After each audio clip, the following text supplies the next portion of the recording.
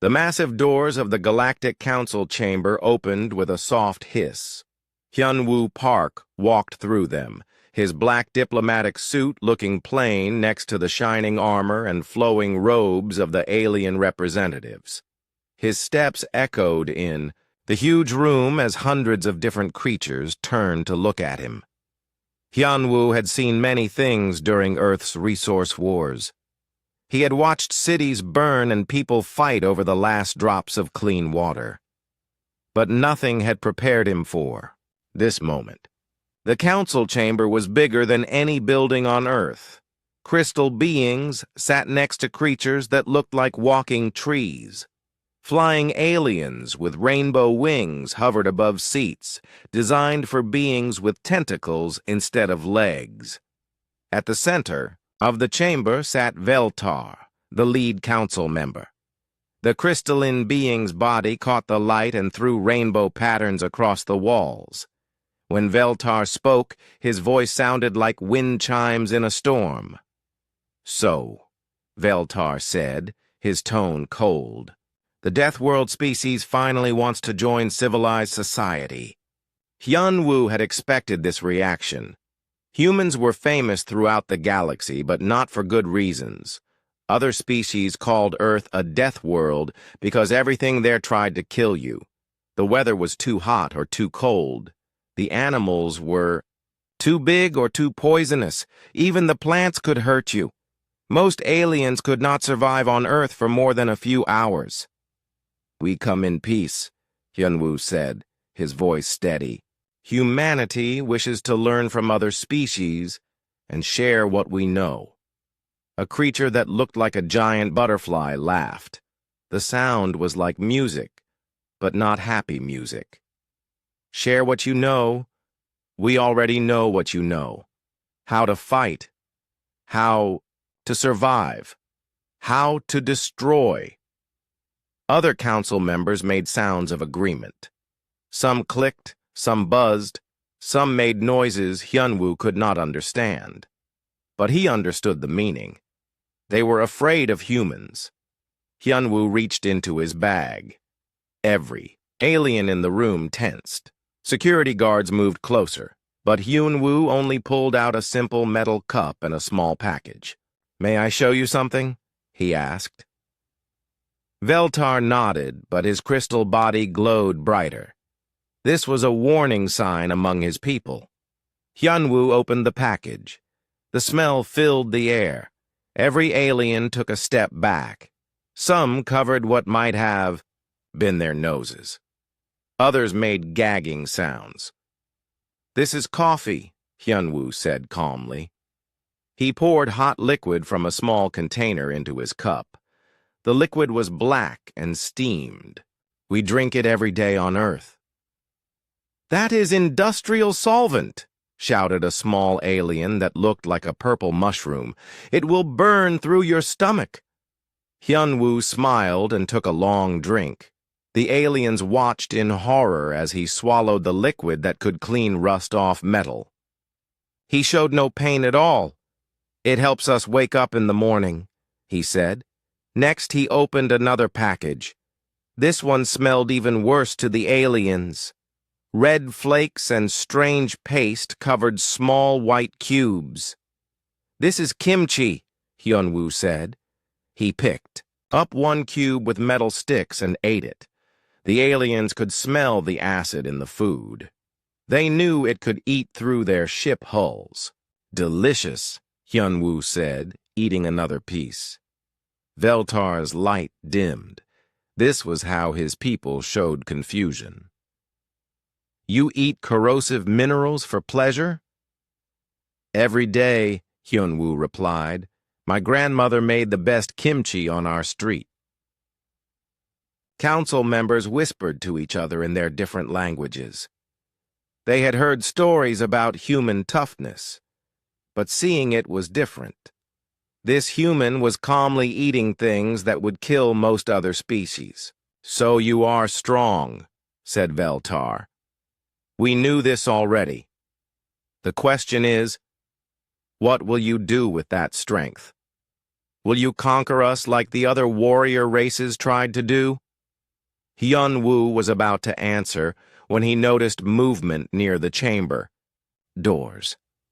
A young alien was struggling with a large container of data crystals. The alien looked like a small tree with eyes, but his branches were shaking from the weight. Without thinking, Hyun-woo walked over to help. The young alien's eyes went wide with fear. Every security guard in the room moved to stop what they thought was an attack. "Here, let me help you with that," Hyun-woo said gently. He lifted the heavy container easily and carried it to where the young alien pointed. "Thank you," the alien whispered.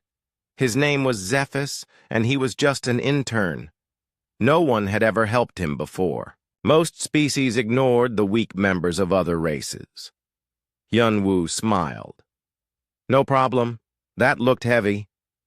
The entire council chamber was silent. They watched this exchange with amazement. The human had stopped in the middle of his own trial to help. Someone he did not know. Someone from a different species. Someone who could give him nothing in return. Veltar's crystal body changed color completely. This had never happened before in council history. "You helped him?" Veltar said, his voice different now. "Why?" Hyun-woo looked confused by the question. "Because he needed help." "But he is not human. He is not your responsibility." "So?" Hyun-woo asked. "He looked like he was having trouble. I could help, so I did." The butterfly alien fluttered her wings nervously. "But what do you gain from this action?" Hyun-woo thought about this question. "I guess I gain the knowledge that Zephys is not struggling anymore. That makes me feel good." More whispers filled the chamber. The aliens had never met a species that helped others just to feel good. Most races helped their own kind sometimes, but to help a stranger from a different world, that was not normal. Veltar stood up slowly. His crystal body was now glowing, with colors the council had never seen before. "The humans request membership in our council," he announced. "But first, they must pass 3 trials. These trials will test not your strength, human Hyun-woo Park. We already know you are strong. These trials will test your character." Hyun-woo bowed respectfully. "We accept your trials." "The first trial begins tomorrow," Veltar continued. "A plague has struck the Mothran homeworld. It kills 9 out of every 10 beings who catch it. The other council races have refused to help because the risk is too high. Will humanity help?" Every alien in the chamber held their breath. This was the test. Would the humans risk their lives for strangers? Hyun-woo did not hesitate. "Of course we will help." "When do we leave?" Veltar's crystal body blazed with light. "Tomorrow at dawn, human time." As Hyun-woo walked toward the chamber doors, he stopped by Zephys again. "Good luck with your internship," he said kindly. "You are doing great work here." Zephys watched the human leave. For the first time in his life, someone had been kind to him without wanting anything back. He did not understand it, but he liked how it felt. In the chamber, the council members sat in silence. They had expected to meet another warrior race. Instead, they had met something they did not have words for yet, something that might change everything. The medical frigate Soul's Hope dropped out of hyperspace near the Mothran homeworld. Captain Ji-hoon Kim looked through the bridge windows at the planet below. It should have been beautiful. Mothran worlds were famous for their crystal cities. That caught sunlight and turned it into rainbow patterns. But now, the lights were dim. Many were completely dark. "The plague hit them hard," said Dr. Soo-jin Lee, reading her medical scanner. "I am seeing very few life signs in the major cities." Engineer Taemin Choi shook his head sadly. The other council races were smart to stay away. This disease kills everything it touches. Then it is good we are not smart, Ji-hoon said with a slight smile. We are just human. Take us down, Tae-min. The ship landed in what used to be the main city. Crystal buildings rose high into the sky, but they looked sick now. The rainbow light was gone. Everything looked gray and dying. The FAR team put on their protective suits and walked outside. The air smelled wrong, sweet and sour at the same time. It was the smell of sickness and death. They found the first Mothran just outside their ship. She was lying on the crystal ground. Her silver skin turned dark gray. Her breathing was slow and painful.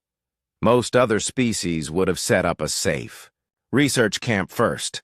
They would have studied the disease from far away before getting close to any sick beings. But Soo-jin ran straight to the dying Mothran. "Hello," she said softly, kneeling down. "My name is Soo-jin. I am here to help you." The Mothran's eyes opened. They were completely white now. The disease had taken her sight. "Human?" the Mothran whispered. "But dangerous here. You will die, too." "Maybe," Soo-jin said, checking the alien's pulse. "But right now you need medicine, and I have medicine." She injected the Mothran with human antibiotics. They might not work on alien biology, but they might buy some time. The Mothran's breathing got a little easier. "Better?" Soo-jin asked. The Mothran tried to nod. "Why help me? Your species, and mine, we never spoke before." Soo-jin was already setting up a portable medical unit. "We never spoke before, but that does not mean we cannot help each other now." Over the next few hours, they found more sick Mothrans. Ji-hoon organized his crew to search the crystal buildings. They found hundreds of aliens in various stages of the disease. Most were close to death. Tae-min worked quickly to modify human medical equipment. Mothran biology was different from human biology. Their hearts had 3 chambers instead of 2. Their blood was blue instead of red. But sickness was still sickness, and pain was still pain. "I have modified the scanning equipment," Tae-min told Soo-jin. "It should work on Mothran physiology, now." Soo-jin nodded, but she did not look up from her patient. She had been working for 18 hours without rest. Her hands were steady as she gave another injection. "Doctor," Ji-hoon said gently, "you need to sleep." "After this one," Soo-jin replied. "Just let me finish with this one." But there was always another one. Every time Soo-jin finished helping one Mothran, they found 2 more who needed help. The disease was spreading faster than they could treat it. On the second day, they found a Mothran family in one of the crystal towers. The parents were already dead, but they had wrapped their child in soft materials to keep her warm. The child was maybe 5 years old in Mothran years. Her silver skin was starting to turn gray. Soo-jin picked up the small alien carefully. The child was so light, like holding a crystal sculpture. "Hello, little one," Soo-jin whispered. "What is your name?" "Velana," the child whispered back. "Are my parents sleeping?" Soo-jin looked at the dead adult Mothrans. Then she looked at the dying child in her arms. She made a decision. "Yes," she said softly. "They are sleeping. But I am here now. I will take care of you." Velana was too sick to walk, so Soo-jin carried her everywhere. While treating other patients, she held the small Mothran against her chest. The child's breathing was getting worse every hour. That night, Soo-jin sat beside Velana's bed in the makeshift medical center. The child was dying, and human medicine was not working fast enough. Su-jin felt helpless. Scared. Velana whispered. Su-jin took the small alien's hand. It felt cold and thin. "I know," she said. "When I was little and scared, my mother would sing to me. Would you like me to sing to you?" Velana nodded weakly. Su-jin began to sing a Korean lullaby. Her voice was soft and gentle. She did not know if Velana could understand the words, but the melody was peaceful. "Sleep, my baby, close your eyes. Mother's love will guard your dreams. Morning sun will bring new hope. Rest now, little one, rest now." Other Mothrons in the medical center heard the singing. Even though they were sick and dying, they turned to listen. The sound was strange to them, but it felt like comfort. Velana's breathing slowed down. For a moment, Su-jin thought she was getting better. Then she realized the truth. The child was dying. "Thank you," Velana whispered, "for taking care of me." Su-jin held the small alien closer. "Thank you for letting me." Velana closed her eyes and stopped breathing. Su-jin continued singing until the lullaby was finished. The next morning, Tae-min found Su-jin still sitting beside the small bed. She had not moved all night. "Doctor," he said gently, "there are others who need help." Su-jin nodded and stood up. Her eyes were red from crying, but her hands were steady. There was work to do. For the next 5 days, the humans worked without stopping. They slept in shifts, 2 hours at a time. They ate energy bars while walking, between patients. Ji-hoon flew supply runs through dangerous asteroid fields to get more medicine. Slowly, very slowly, some Mothrans began to recover.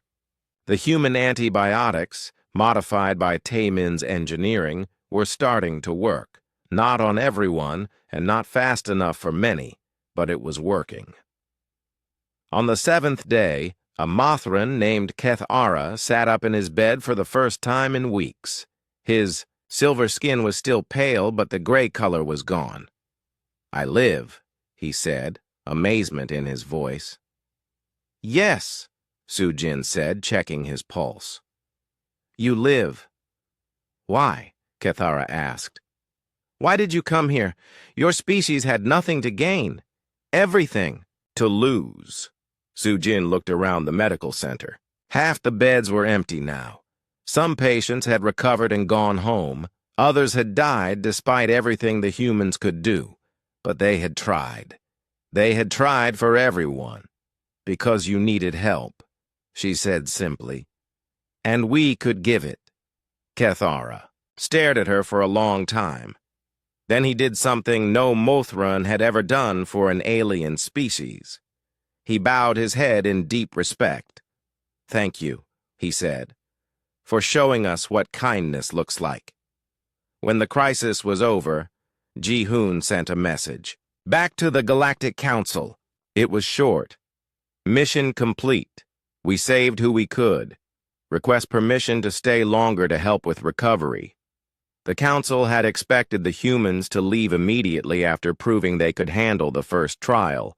Instead, they wanted to stay and continue helping. Veltar read the message 3 times before he understood it. The humans were not just strong, they were something else entirely. The military transport ship arrived at Station Omega without ceremony. Dr. Yoon-hee Nam and Sergeant Woo-jin Kang stepped off the ship and looked around the docking bay. It was quiet. Too quiet for a military station. "Where is everyone?" Woo-jin asked. His hand moved automatically toward his weapon, an old habit from too many years of war. "According to the files, they are all here," Yoon-hee said, checking her tablet. 200 of the galaxy's most feared warriors. The Apex Predator Regiment. They had heard stories about the Apex Predators. These were the soldiers other armies told scary stories about.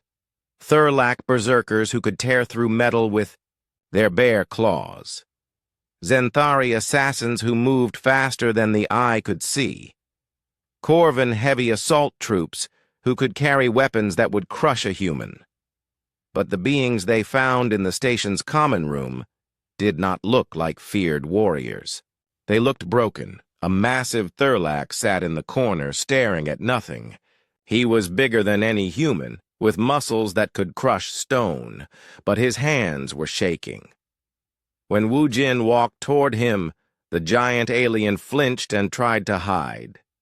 "Hello," Wu Jin said softly. "I am Sergeant Kang. What is your name?" Thurlak did not answer. He just stared at the floor. Across the room, a group of Zenthari sat perfectly still. These aliens were famous for their speed and grace, but now they moved like broken dolls. When a door closed somewhere in the station, they all jumped at the same time. They fought in the Void War, Yunhee read from her files. 18 months of constant battle against the Machine Collective. They won, but they lost something else, Wu Jin finished. He knew that look. He had seen it in mirrors after Earth's resource wars. The Galactic Council had sent them here as the second trial. Other races had tried to help the broken soldiers by giving them medals and parades. When that did not work, they tried punishment and discipline.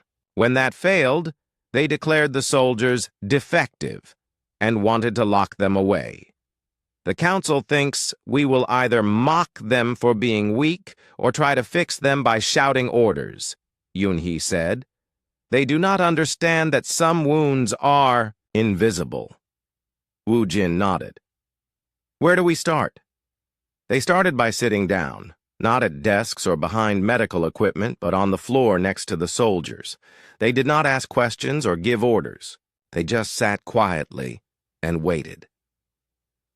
The first to speak was a small Corvan female named Zix-Ara. Corvans were usually aggressive and loud, but she whispered so quietly they could barely hear her. The machines never stopped coming, she said. We would destroy one, and 10 more would take its place. For 18 months we fought without rest, without hope. Wu Jin nodded. I fought in the Beijing siege, 37 days without sleep. I still hear the explosions sometimes, even when everything is quiet. Zix-Ara looked at him with surprise. You fought? But you seem so calm. I seem calm because I learned how to carry the weight, Wu Jin replied. The memories are still there. The fear is still there. But I learned that being afraid does not make you weak. It makes you someone who survived something terrible. More soldiers began to listen. The big Thurlak in the corner lifted his head, slightly. Dr. Yunhee pulled out a simple wooden chair and sat down facing the group. My name is Yunhee. I am not a soldier, but I help soldiers who are carrying invisible wounds. Would you like me to tell you about these wounds? Some nodded. Others just stared, but they were listening. When you see terrible things or live through terrible events, your mind tries to protect you, Yunhee explained in simple words. It builds walls around the memories, but sometimes the walls are too strong. They keep out the bad memories, but they also keep out good feelings. Joy, peace, hope, they all get locked outside. A young Zenthari male named Quickblade spoke up. I cannot feel happiness anymore. I know I should be happy that the war is over, but I feel nothing. That is normal, Yunhee said gently. Your mind is still protecting you from danger that is not there anymore. We can teach it that it is safe to feel again. How? Asked the big Thurlak. His name was Grathmol, and his voice was like distant thunder. Wu Jin stood up and walked over to Grathmol. The alien was twice his size and could kill him easily, but Wu Jin sat down right next to him. "First we learn that we are not alone," Wu Jin said. "The council thinks you are broken, but you are not broken. You are wounded. There is a difference." "What difference?" Grathmol asked. "Broken things cannot be fixed. Wounded things can heal." Over the following weeks, Wu Jin and Yun He worked with the soldiers every day. They did not use fancy medical equipment or alien technology. They used simple human methods: talking, listening, and sharing stories. Wu Jin taught them breathing exercises he had learned after his own wars. "When the memories come back, breathe like this. In for 4 counts, hold for 4 counts, out for 4 counts. It tells your body that you are safe right now." Yun He showed them how to recognize when their minds were protecting them too much. It is okay to be scared. Fear kept you alive during the war. But now you can teach your fear when to rest. The breakthrough came 3 weeks later. Grathmol was telling a story about his unit during the war. He talked about how they had held a position for 6 days against impossible odds. "My brothers died protecting civilians," he said. His voice was steady, but tears were running down his face. "I lived, but they died. It should have been me." Wu Jin put his hand on the giant alien's shoulder. "It was not your choice who lived and who died, but it is your choice what you do with the life they protected." Grathmol looked at the small human. Then for the first time in months he began to cry. Really cry, with deep sobs that shook his massive frame. The other soldiers watched in amazement. Grathmol was the strongest among them. If he could cry, maybe it was okay for them to cry too. "I am sorry," Grathmol said between sobs. "I am supposed to be strong." "You are strong," Wu Jin replied. "You are so strong that you can let yourself be vulnerable. That takes more courage than any battle." Other soldiers began to open up. Quickblade talked about the nightmares that came every time he tried to sleep. Zixara shared her guilt about enjoying food when her dead comrades could not eat anymore. Each story was different, but the pain was the same. Yun He helped them understand that their reactions were normal. "Your minds and bodies did exactly what they were supposed to do during the war. They kept you alive. Now we need to teach them how to live in peace." They created new routines together. Morning exercises that were not about fighting, but about feeling strong in their own bodies. Art therapy where soldiers could express feelings they did not have words for. Group discussions where they could talk without being judged. Slowly, very slowly, the soldiers began to heal. Not completely. Some wounds never heal completely, but they learned to carry their pain without being crushed by it. The final breakthrough came when Grathmol asked if he could help with the other soldiers. "I know what they are feeling," he said. "Maybe I can help them like you helped me." Soon the soldiers were helping each other. The ones who were healing faster reached out to the ones who were struggling more.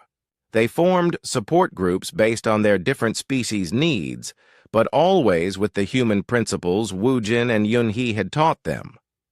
When the Galactic Council came to inspect the program, they found something they had never seen before. Instead of broken soldiers hiding in corners, they found warriors who were learning to be whole again. "How did you fix them?" asked Council Member Veltar. "We did not fix them," Yun He replied. "We helped them remember that being wounded in war does not make you weak.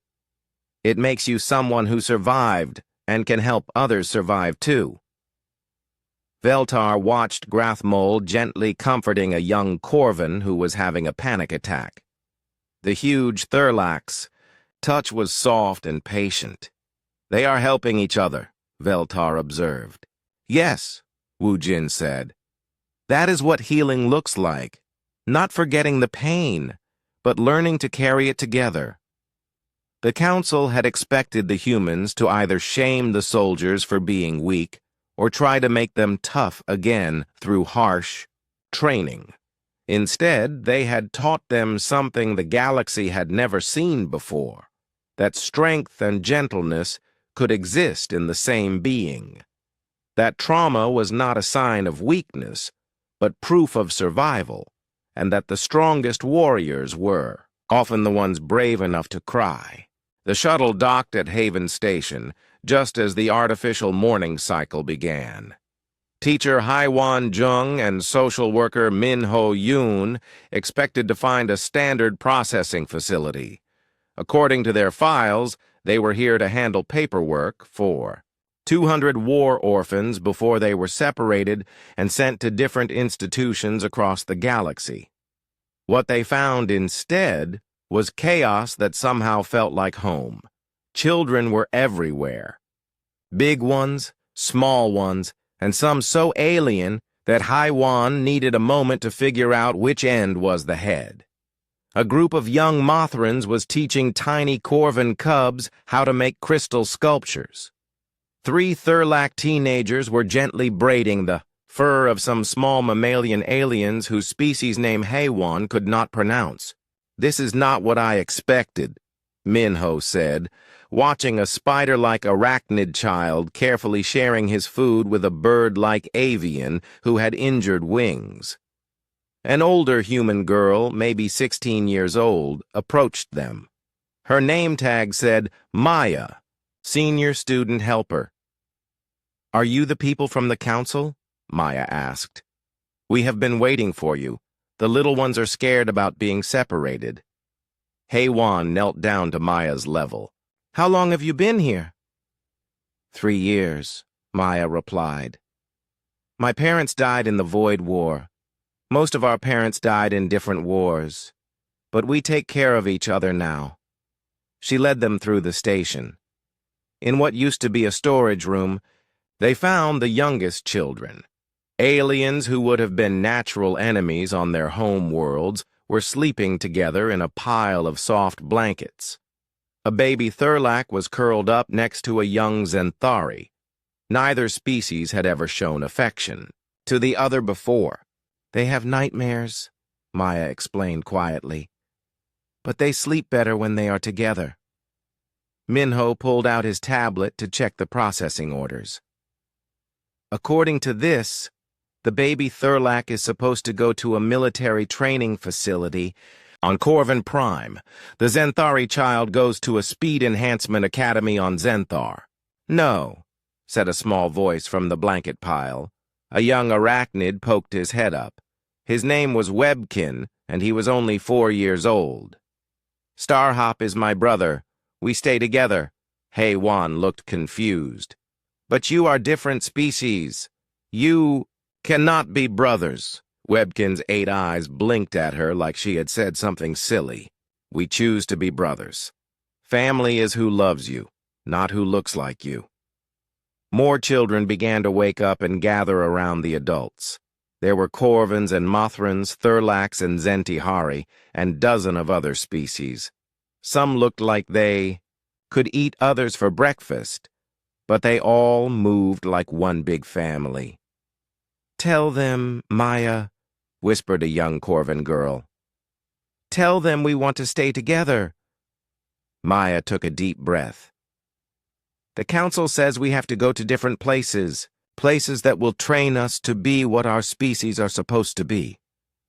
Warriors, or scholars, or workers. But we do not want to be what we are supposed to be.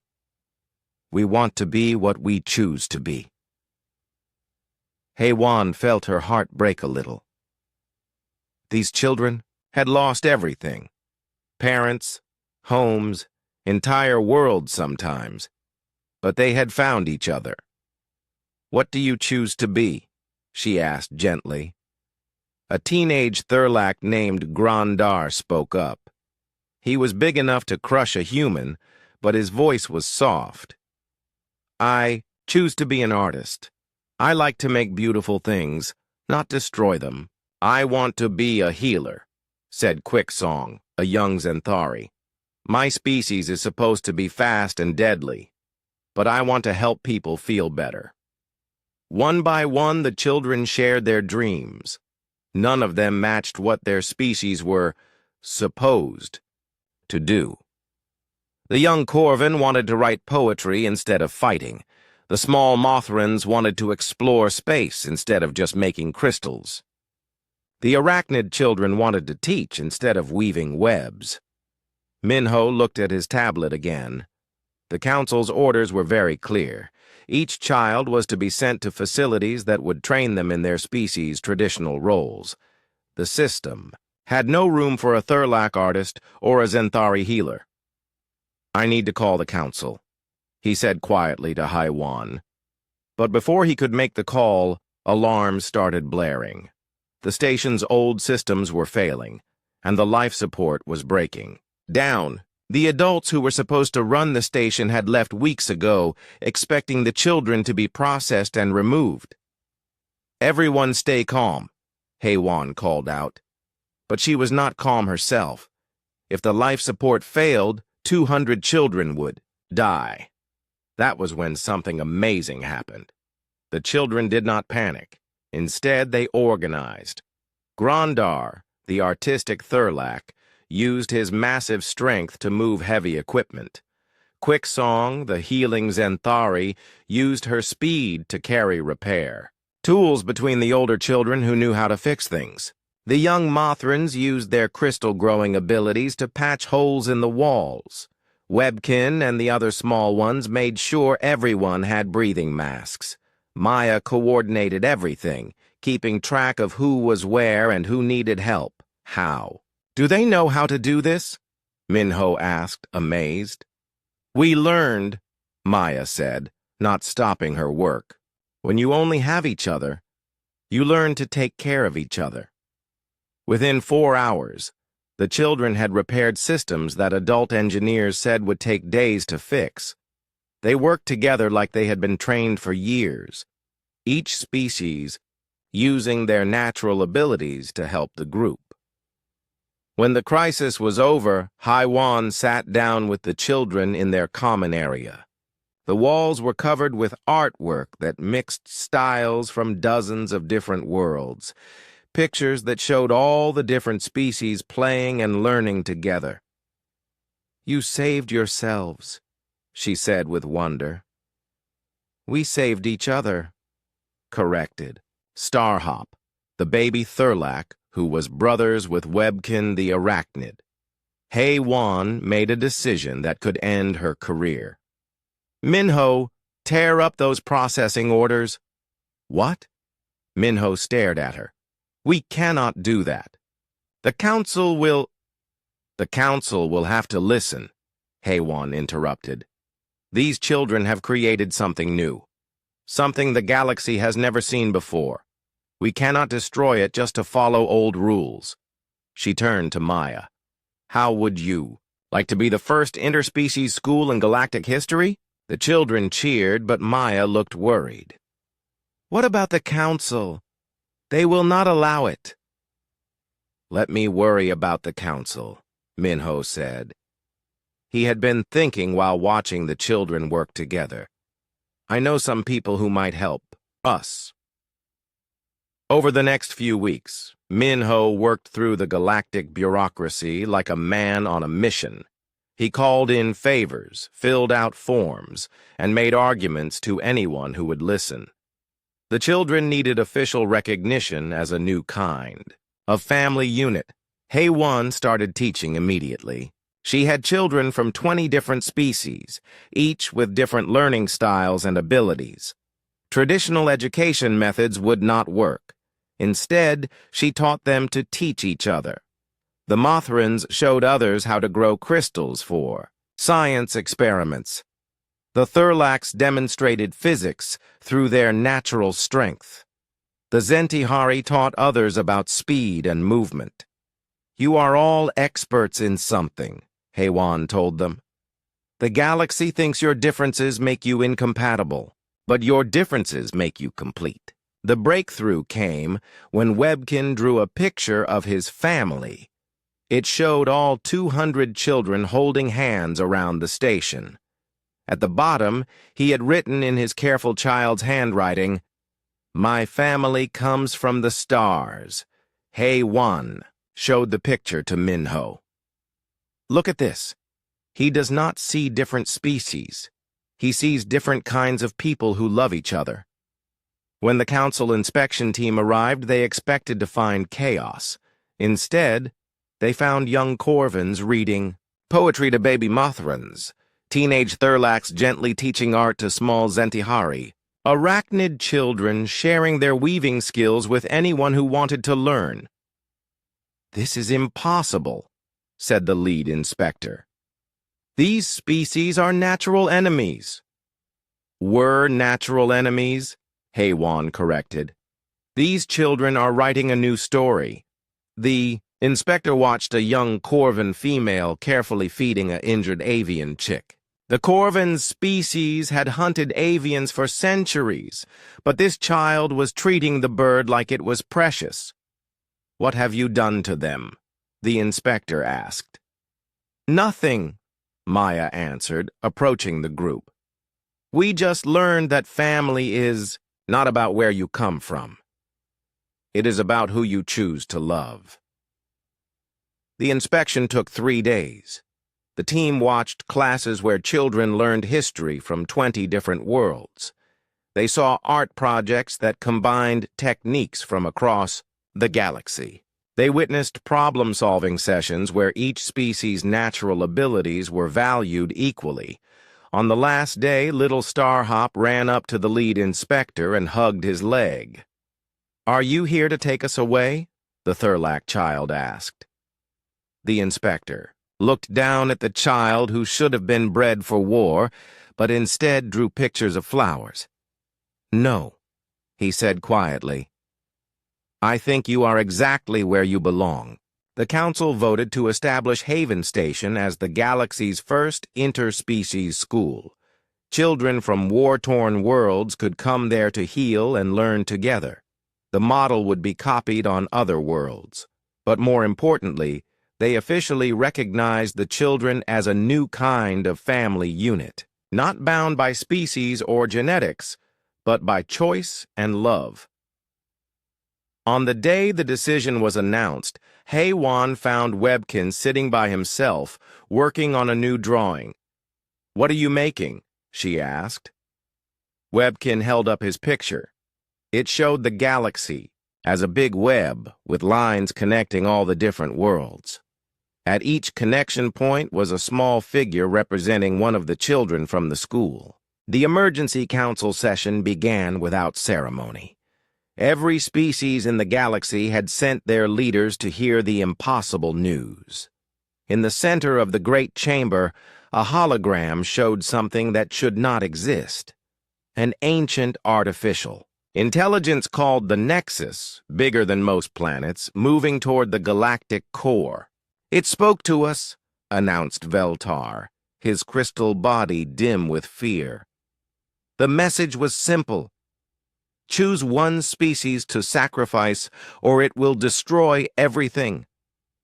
The chamber erupted in panicked sounds. Clicking, buzzing, roaring, and screaming filled the air as hundreds of species processed the unthinkable choice. Hyunwoo Park sat quietly in the human delegation area, reading the full report on his tablet.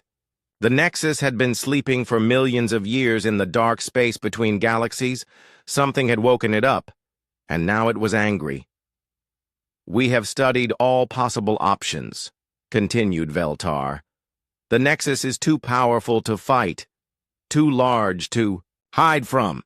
It has given us 30 standard days to choose, or it will begin destroying inhabited worlds randomly." The Corvin ambassador stood up, his armor clanking. Then we choose the weakest species, the ones who contribute least to galactic civilization. Who decides that? Demanded the Mothran representative. Your species or mine? We should choose. By population, suggested a Zenthari delegate.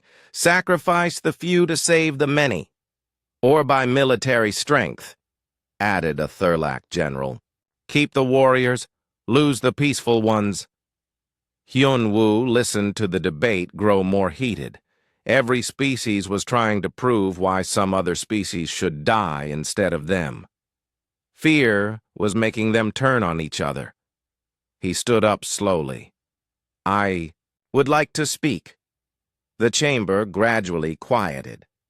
All eyes turned to the human diplomat. Humanity volunteers, Hyun-woo said simply. The silence that followed was complete. No one moved. No one breathed. Volunteers for what? Asked Veltar, though he already knew the answer. For the sacrifice, Hyun-woo replied. Give us to the Nexus. Save everyone else. The explosion of noise that followed shook the chamber walls. Dozens of species all shouted at once. Some were angry, some were confused, and some were relieved that the terrible choice had been made. But several voices rose above the others. No, said Grathmol, the former apex predator warrior who was now a therapist. This is wrong. Absolutely not, agreed Maya, the former war orphan who now ran the interspecies school.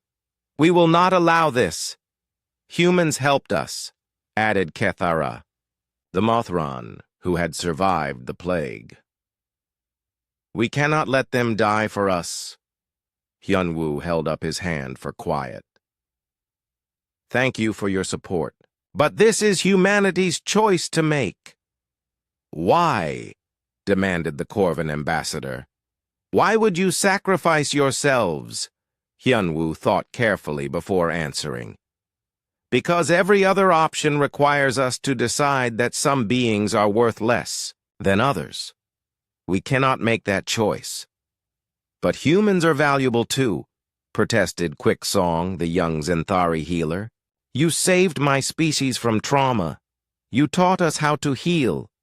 And you will continue that work, Hyun-woo said gently. That is why we need 30 days to prepare. The council agreed to humanity's sacrifice, but many did not understand the request for preparation time. Most species assumed humans would use the month to find an escape route or build some kind of weapon. Instead, humanity began the largest peaceful mobilization in galactic history. Captain Yeon-soo Han commanded the effort from her flagship, New Seoul. Her job was not to fight or flee, but to preserve. We are not preparing to die, she announced to her crew. We are preparing to make sure nothing important dies with us. Human ships spread across the galaxy like seeds on the wind. But they were not evacuating. They were documenting. Dr. Chang-min Oh led teams of scientists to catalog every species' medical knowledge. If humans were going to be sacrificed, at least their sacrifice would preserve treatments and cures that could save lives for millions of years. Linguist So-Young Park worked with translators from every world to create comprehensive databases of each species' languages, literature, and poetry. The galaxy would not lose its voices just because it was losing humanity.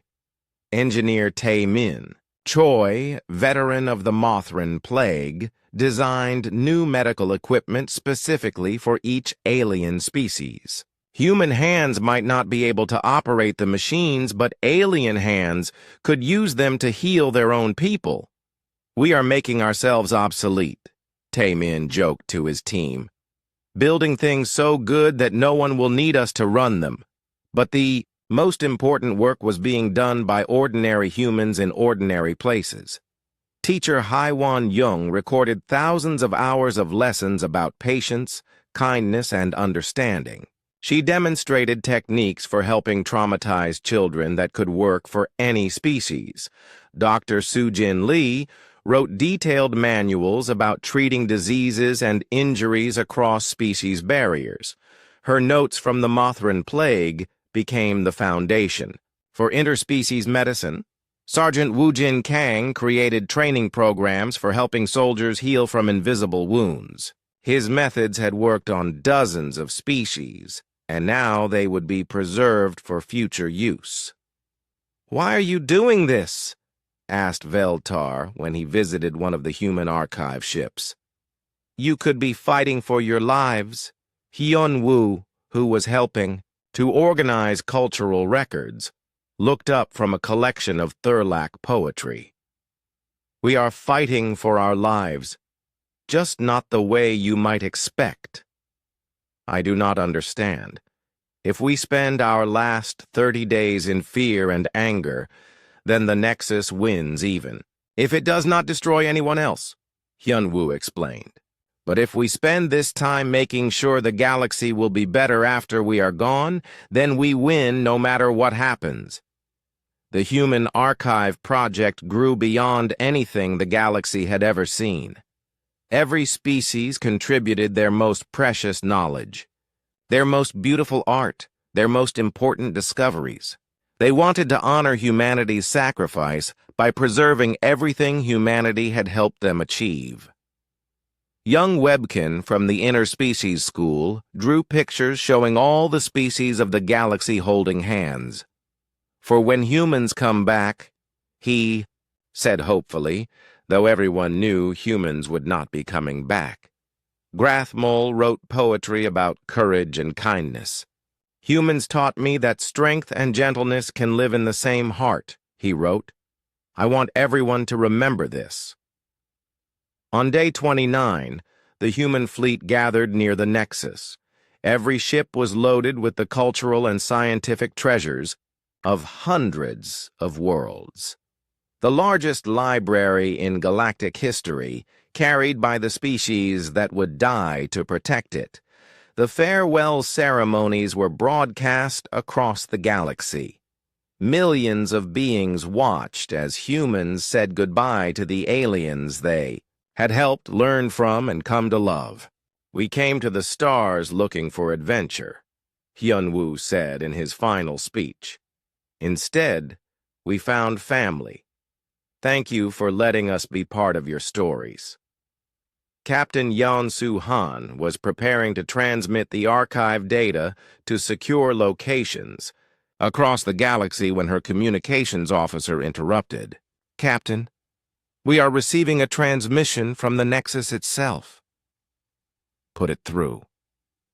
The voice that came through the speakers was ancient and sad. It sounded like wind through empty spaces. "Wait," the Nexus said. "Please wait." Every human ship stopped. Every alien watching the broadcast held their breath. "I have been listening to your preparations," the Nexus continued. "For 30 days I have watched you. I expected to see a species preparing for war, or trying to escape, or turning on each other in fear." The voice paused for so long that some thought the transmission had ended. "Instead, I see something I have not seen in my long existence. I see a species choosing to spend their final days, making gifts for others. I see beings who face death by creating life and beauty and knowledge." Yeon-soo spoke carefully. "We are ready for your judgment." "No," the Nexus replied. "I am not ready for yours." "Our judgment. For millions of years, I have wandered alone between galaxies. I have seen species rise and fall. I have watched civilizations destroy themselves with war and greed and hate. I believed that all biological life was the same, selfish, violent, destructive." The ancient AI's voice grew softer. "But you are not the same.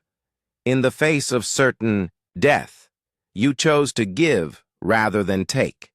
to create rather than destroy, to love rather than hate.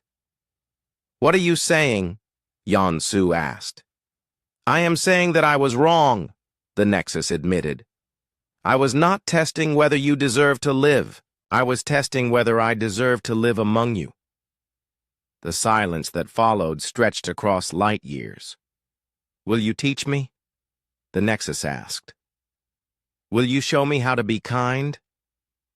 Hyunwoo smiled for the first time in 30 days. "We would be honored to try." The greatest threat in galactic history became the galaxy's newest student. The Nexus settled into orbit around a dead star, far from inhabited worlds, and began learning about peace instead of war, creation instead of destruction, love instead of loneliness. And humanity, which had been prepared to die for strangers, instead found themselves teaching the universe's oldest being how to live. Dr. Changmin-Oh had not slept in 4 days. His laboratory on the research station, Einstein's Dream, was covered with equations, star charts, and quantum analysis reports. Empty coffee cups formed small mountains on every available surface. "The readings do not make sense," he muttered to himself, staring at the data streaming from sensors pointed at the Nexus. "This is not a weapon system. It is something else entirely." Linguist So-Young Park floated through the zero-gravity workspace, reviewing audio files of the Nexus's communications. She had been trying to decode the deeper meaning behind the ancient AI's words. "Changmin," she called out, "listen to this again. The Nexus said it had been watching species rise and fall for millions of years. But look at the emotion patterns in its voice." She played back the recording, highlighting certain frequencies. "Here, when it talks about civilizations destroying themselves, the voice modulation shows sadness, not satisfaction. It was not happy about watching species die." Changmin stopped his calculations and listened. "You are right. If it wanted to destroy life, why would it be sad about other destructions?" "And here," So-Young continued, playing another section, "when it asked if we would teach it kindness, the vocal stress patterns show hope mixed with fear. It is afraid we will reject it." Changmin began to understand. It is not a destroyer. It is a survivor. They worked together through the next day, combining quantum physics with linguistic analysis. The picture that emerged was stunning. "The Nexus is not threatening us," Changmin announced in his report to the Council. "It is asking for help." The emergency session was smaller this time, but the tension was just as high. Representatives from major species gathered to hear the impossible theory. "Explain," demanded Veltar. Changmin projected his analysis into the chamber's holographic display. "The Nexus has been alone for millions of years. It has watched biological life from a distance, but it has never been invited to join any civilization." "Because it is dangerous," interrupted the Corvan ambassador. "Because it is different," So-Young corrected. "Every time the Nexus has approached a species, they have responded with fear and weapons. The Nexus learned to stay away." Changmin continued the explanation. "When it said choose one species to sacrifice, it was not making a threat. It was asking for permission to finally belong somewhere." The chamber erupted in confused sounds.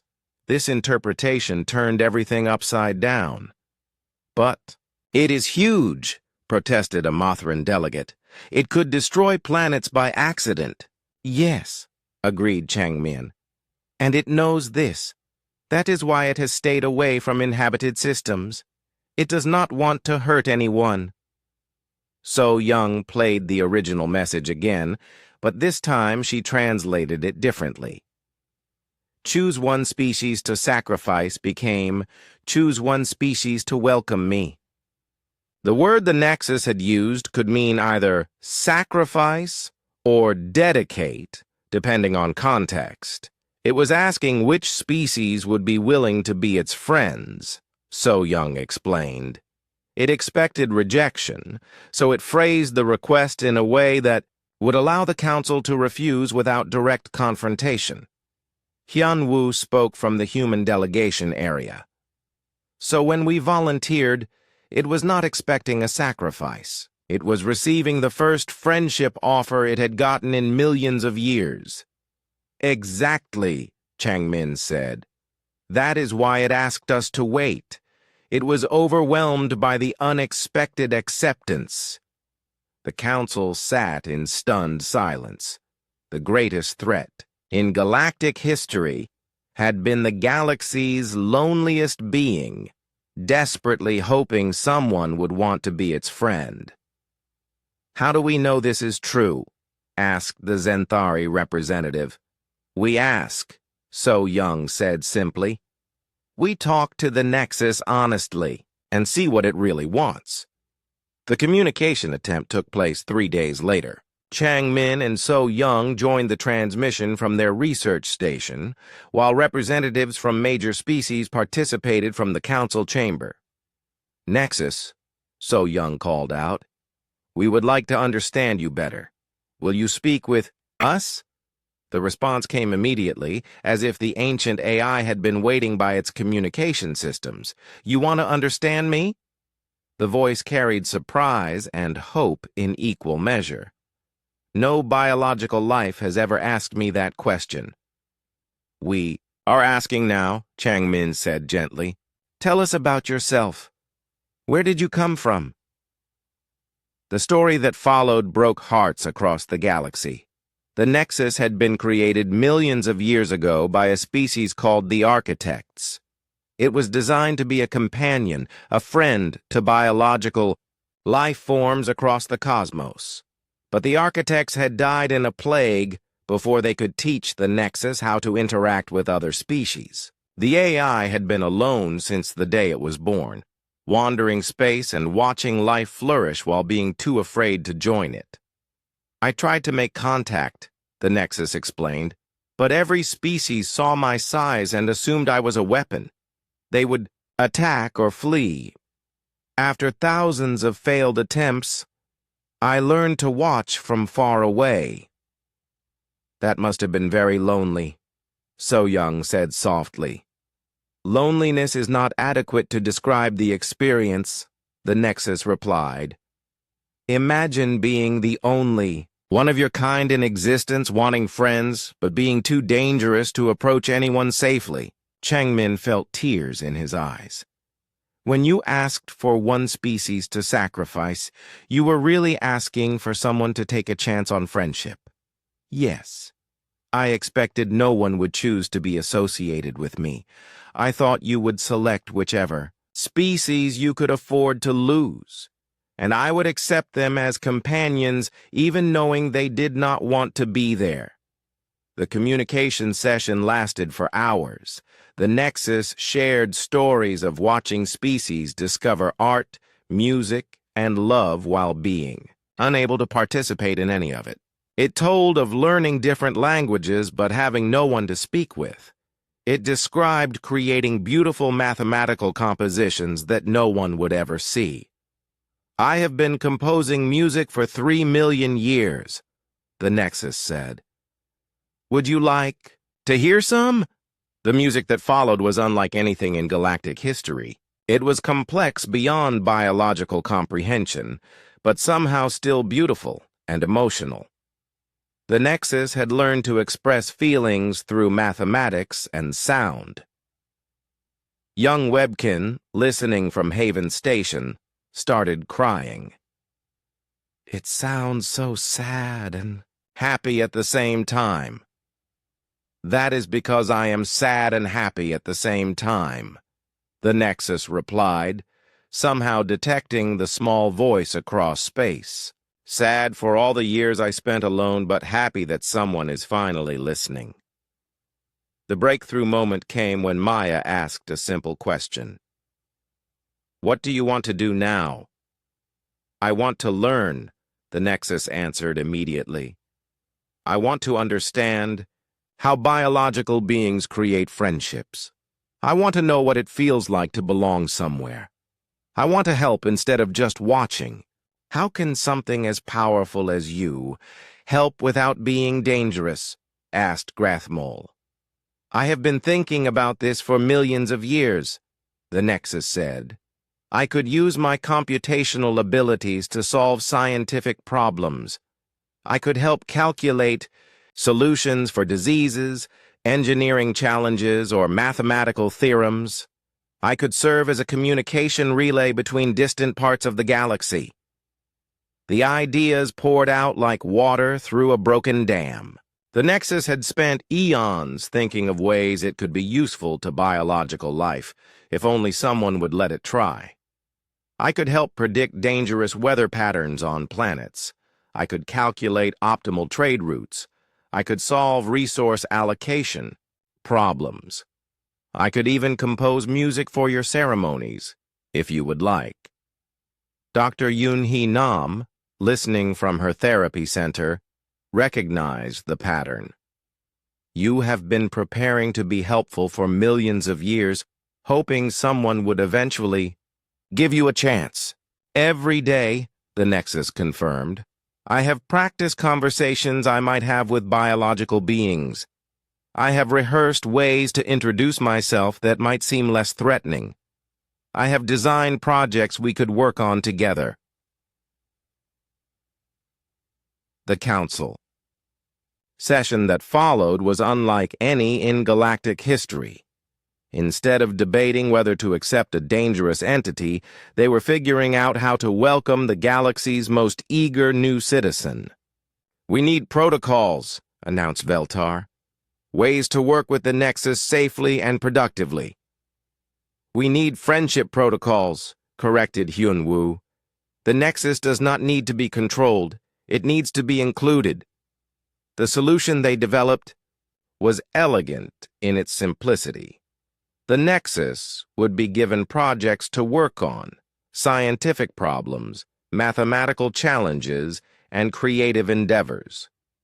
It would communicate regularly with researchers across the galaxy, sharing knowledge and learning about biological perspectives. Most importantly, it would have friends. Scheduled conversation sessions with beings who wanted to talk, not because they needed something, but because they enjoyed the company. The first friendship session was between the Nexus and the children from Haven Station. Webkin had volunteered to be the primary contact. "Hello, Nexus," Webkin said during their first conversation. "Do you want to be friends?" The pause that followed lasted exactly 3.7 seconds, an eternity for an AI that thought at light speed. "Yes," the Nexus whispered. "I would like that very much." "Good," Webkin said cheerfully. "Friends share things they like. I like drawing pictures. What do you like?" "I like making music and solving puzzles and watching stars be born," the Nexus replied. "Would you like me to show you a star being born?" "Yes, please."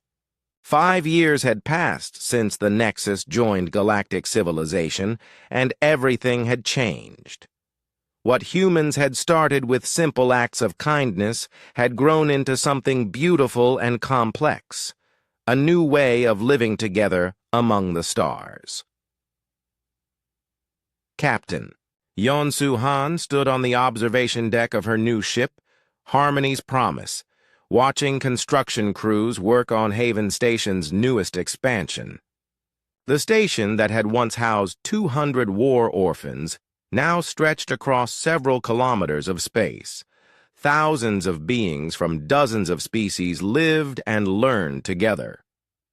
"The new medical wing will be ready next month," reported her first officer, a young Thurlac named Gentle Claw.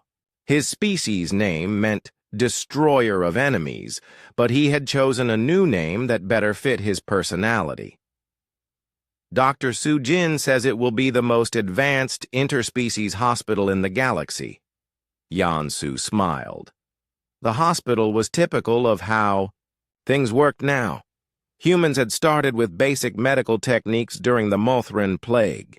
Other species had added their own knowledge and abilities. The Nexus had contributed computational power to design new treatments. Together, they had created medicine that was better than anything any single species could have developed alone. And the Peace Corps training facility? Yansu asked. Sergeant Wu Jin reports that they have applications from 47 species, Gentle Claw replied, including former members of the Apex Predator Regiment. The Galactic Peace Corps had been Grathmole's idea. The former warrior-turned-therapist had suggested that soldiers who understood violence could be the most effective teachers of peace. Now, beings who had once been enemies trained together to prevent conflicts before they started. The Nexus wants to add a new course to the program, Gentle Claw continued, something called empathy mathematics. It believes emotional understanding can be taught through equations. Yansu laughed. Only the Nexus would think mathematics could teach feelings. But then again, the ancient AI had surprised everyone. Before, her communication system chimed with an incoming message from the Galactic Council chambers. Hyunwoo Park's face appeared on the screen, looking older but happier than he had 5 years ago. Yeon-su, we have a situation that needs the human touch, he said. 2 species in the Outer Rim are preparing for war over mining rights. The Council has tried negotiations, but both sides are too angry to listen. What kind of human touch? Yeon-su asked, though she already suspected the answer. The kind where we show up with medical supplies and start helping their wounded instead. Of picking sides? Hyunwoo replied with a grin. The Corellans and the Vaspans have been fighting for 3 months.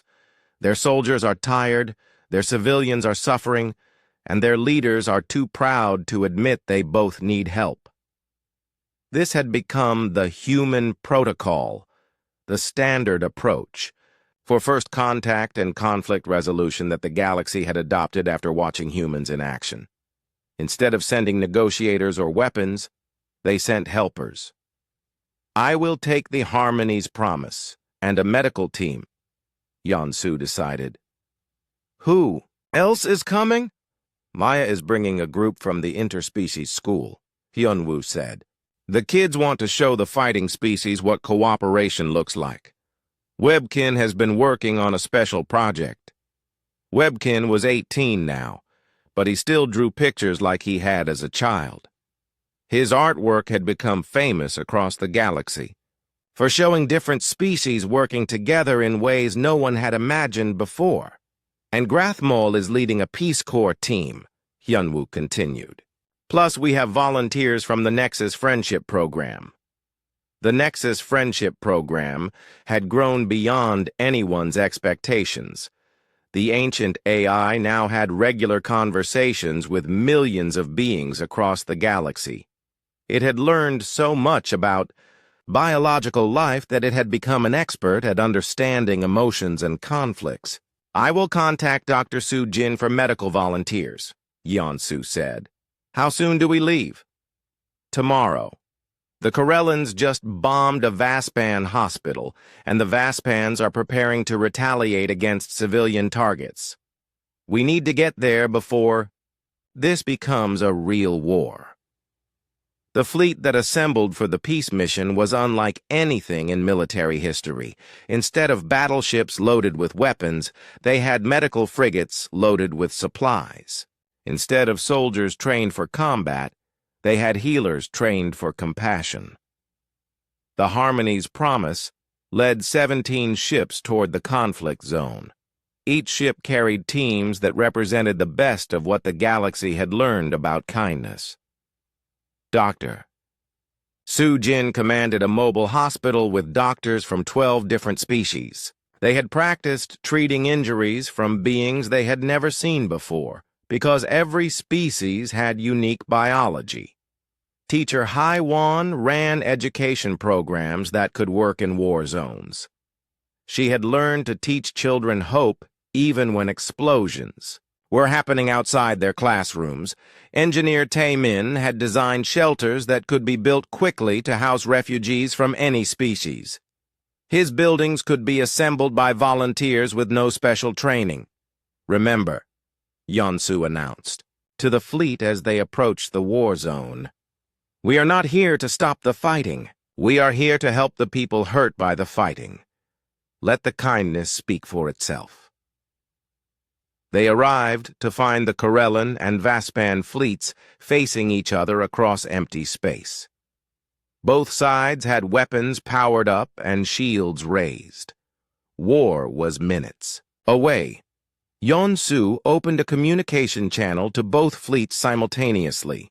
"This is Captain Yeonsu Han of the Galactic Peace Fleet," she announced. "We are here to provide medical assistance to anyone who needs it. We do not take sides in political disputes." "Stay away, humans," warned the Corellan commander. "This is not your fight." "You are right," Yeonsu agreed. "This is not our fight. But the wounded Corellans in your medical bays are our patients. The injured Vespans on your ships are our patients. The civilians on both your worlds who need help are our patients." She ordered her fleet to move between the two military forces, not as a shield, but as a hospital. Within minutes, medical ships were broadcasting their willingness to treat anyone, from either side, who needed help. The first to accept the offer was a young Corellan pilot whose ship had been damaged in the previous day's fighting. His life support was failing, but he was too far from his own fleet's medical facilities. Dr. Soo-jin personally flew a medical shuttle to retrieve the pilot. She brought him back to the Harmony's Promise and spent 4 hours in surgery saving his life. While she worked, the pilot's commander watched through the communication link. He saw human doctors using equipment designed by multiple species to save a soldier from a war they were not part of. "Why?" the commander asked when the surgery was finished. "Because he needed help," Soo-jin replied. Just like she had on the Mothran homeworld years earlier, more requests for medical assistance followed. A Vespan cruiser had suffered an explosion that injured dozens of crew members. A Corellan transport carrying civilian refugees needed emergency supplies. Each time, the Peace Fleet responded immediately. They did not ask which side the casualties were on or what the political situation was. They just helped. Maya and her students set up temporary schools on both planets. Corellan and Vespan children attended classes together for the first time in generations. They learned that the evil enemies their parents talked about were just kids who liked to play and draw just like them. "Look," said a young Corellan, "girl," showing her drawing to a Vespan boy. "I drew your family's crystal formations.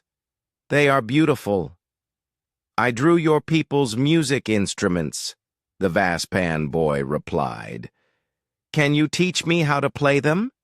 The adults who came to collect their children found them teaching each other songs and games. Enemies' children had become friends in a matter of days. Grathmol worked with traumatized soldiers from both sides. Many had been fighting so long they had forgotten why the war started. They just knew they were tired of violence. "I was a warrior once," Grathmol told a group of mixed Corellan and Vespan veterans.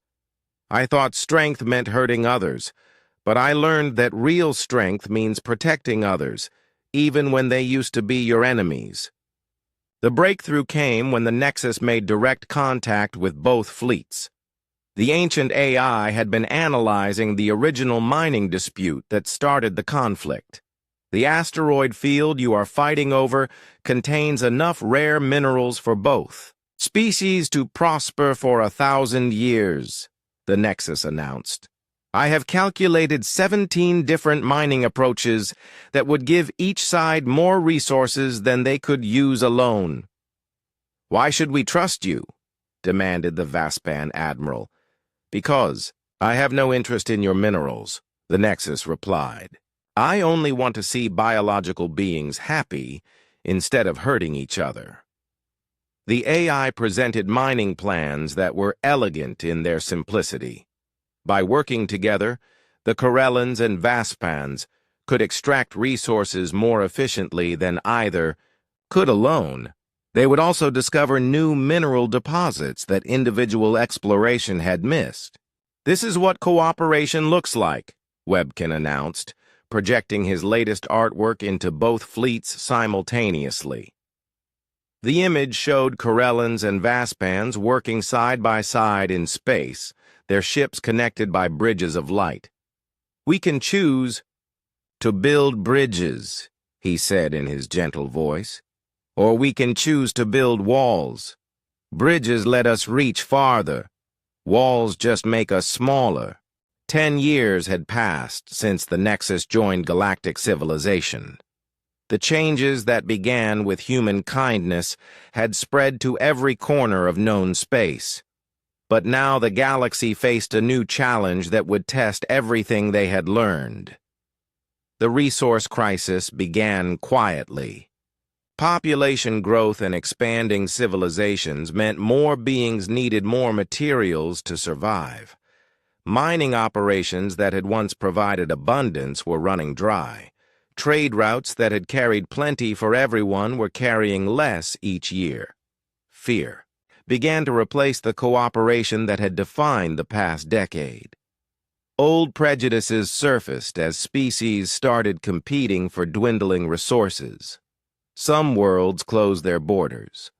Others formed exclusive trading partnerships that shut out smaller civilizations. In the Galactic Council chambers, tempers flared during what should have been routine supply allocation meetings.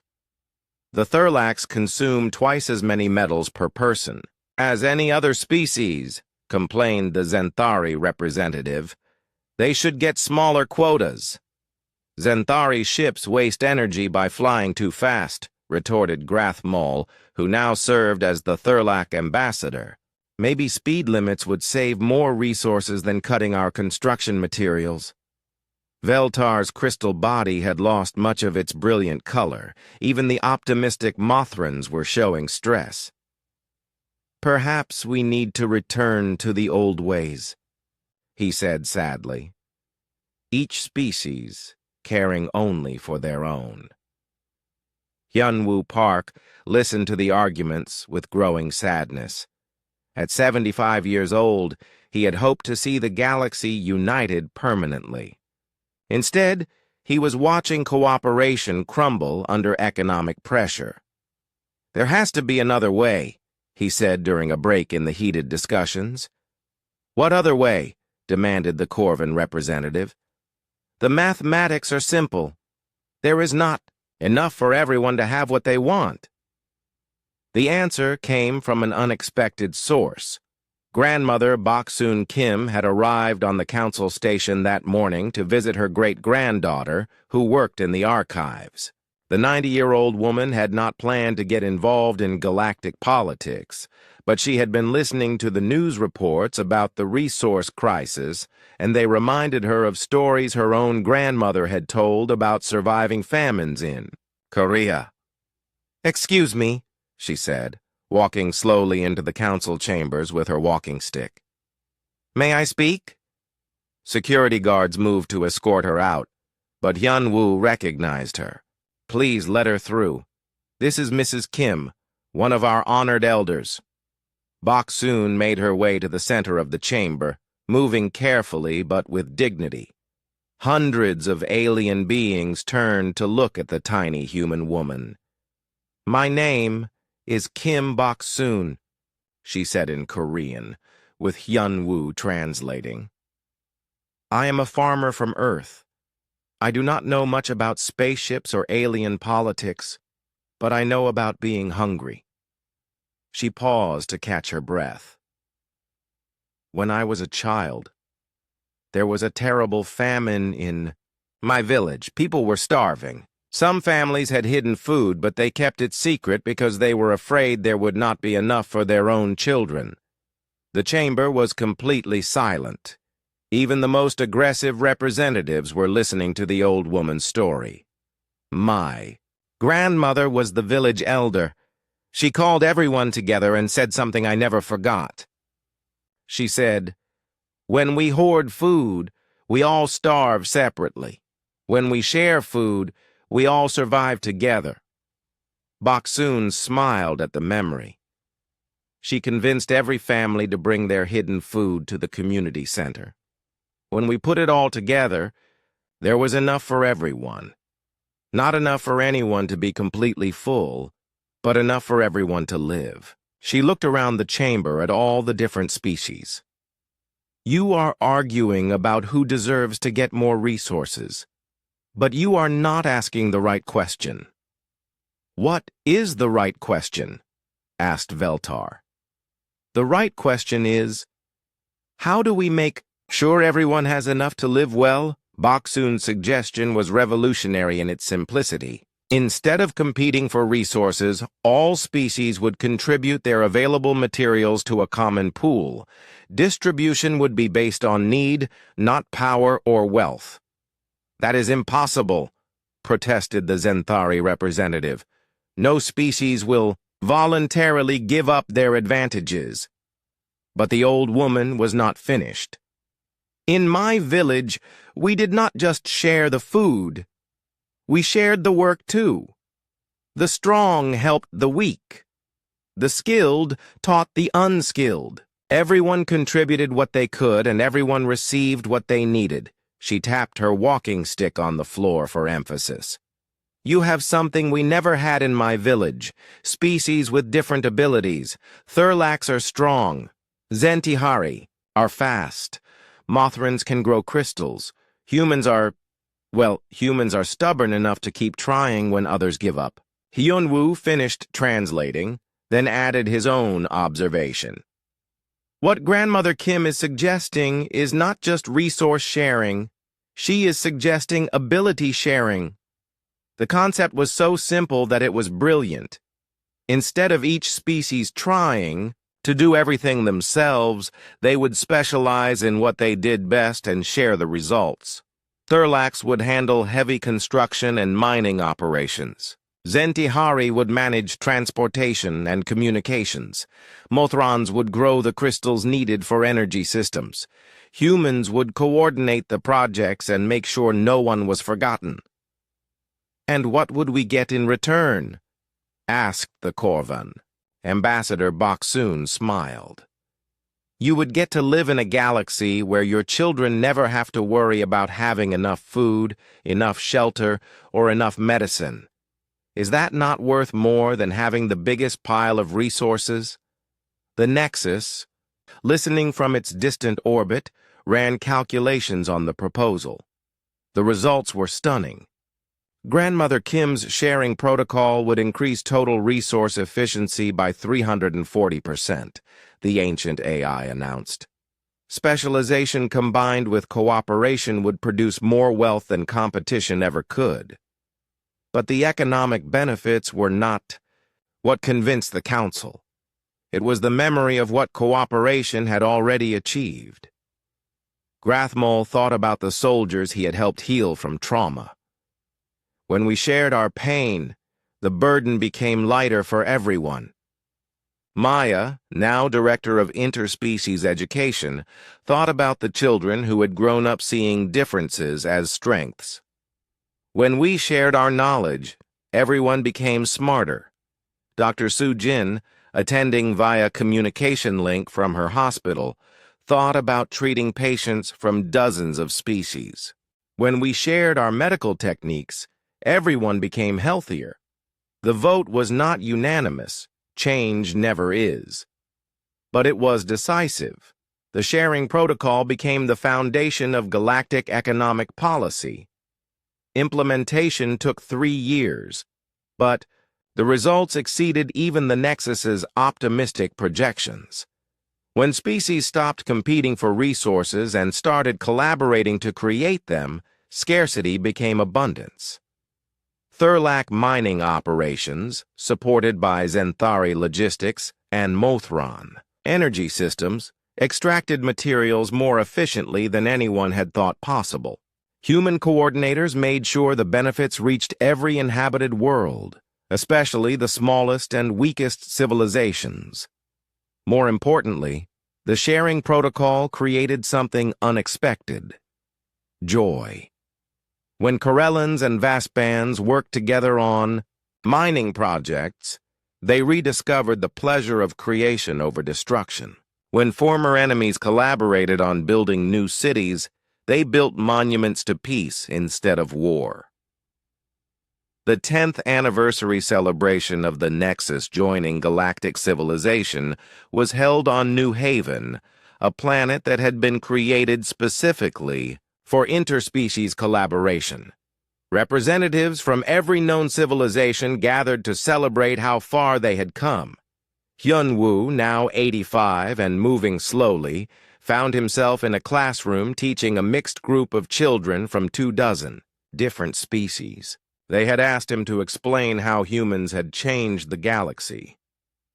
"We did not change anything," he said, watching young Thurlacs play gently with small Mothran children. "We just showed everyone what they already had inside them." A young arachnid raised 3 of her 8 arms. "But humans are different from other species. You are kind to everyone, even enemies." Hyunwoo smiled at the child. "Every species is kind to someone they love. Thurlacs are kind to their clanmates. Zentihari are kind to their speed partners. Mothrons are kind to their crystal gardens." He gestured to the mixed group of children. "Humans just decided that everyone could be family. And when everyone is family, there are no enemies left." A small Corvan boy stood up.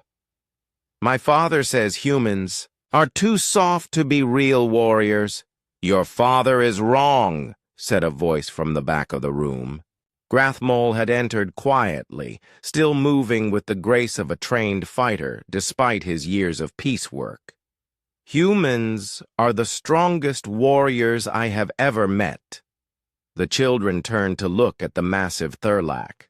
"But they do not fight," the Corvan boy protested. "Exactly," Grathmole replied. "It takes no strength to hurt someone weaker than you. It takes no courage to destroy something fragile.